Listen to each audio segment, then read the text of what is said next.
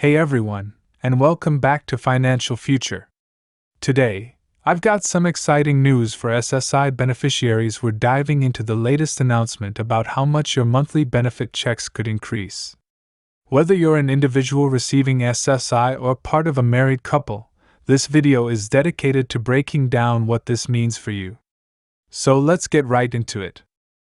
But before we begin, a quick thank you for liking and sharing this video. It really helps out the channel.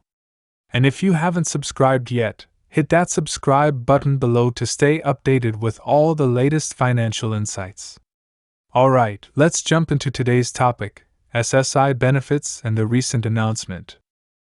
Recently, we received the inflation data for May, which is crucial because it determines the cost of living adjustment for Social Security benefits, including SSI. While May's inflation rate remained unchanged, hovering at 3.3% year over year, it provides a baseline for projecting future COLA adjustments. The current forecast for the COLA in 2025 has been adjusted downwards slightly from 3.2% to 3%. Please note, this is not the official announcement yet. It's based on projections and forecasts. The official COLA announcement will come later in the year, considering the data from July through September, which are the crucial months for determining the final COLA adjustment. For an individual receiving SSI, the maximum benefit in 2024 is $943 per month. Applying a potential 3% COLA increase to this amount would mean an additional $28 per month. That brings the new monthly benefit to $971. On an annual basis, this translates to an increase of approximately $336 per year. If you're part of a married couple receiving SSI, the maximum benefit is currently $1,415 per month. With a projected 3% COLA increase, benefits would rise by $42 per month, resulting in a new monthly benefit of $1,457. Annually, this increase amounts to around $504. While these increases are welcome, it's important to remember that they are projections. The final COLA adjustment will be based on the official inflation data collected over the next few months. July's inflation data will be particularly telling as it sets the stage for the final calculation. As we move forward, I'll continue to keep you updated on any developments regarding the COLA adjustment for 2025. Remember, your financial planning can benefit greatly from staying informed about these changes. Now let's talk another topic. Today's video is all about retiring in your 60s and what you can expect during this exciting phase of life. If you're nearing retirement or already there, congratulations! It's a significant milestone, and I'm here to break down some key aspects you should know about. Retiring in your 60s opens up a new chapter filled with possibilities. Here are several things you'll want to consider.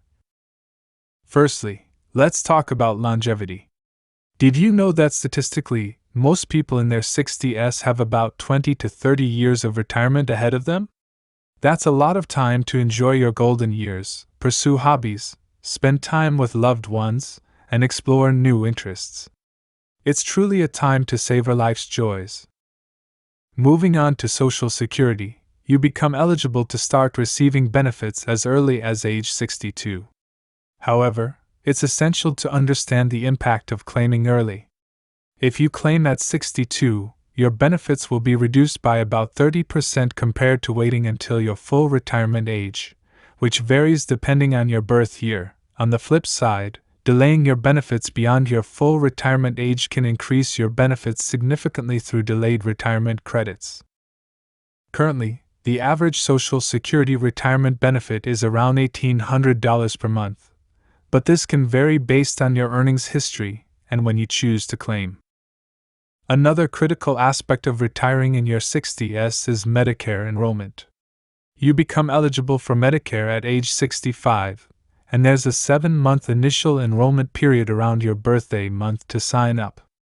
Medicare offers essential healthcare coverage, but it's essential to understand how it integrates with any existing employer health plans or Medicare supplements, Medigap, that may provide additional coverage. Financial planning considerations. Financially, retiring in your 60s involves careful planning. Whether you're relying on Social Security, pensions, investments, or other sources of income, understanding how to maximize these benefits is crucial.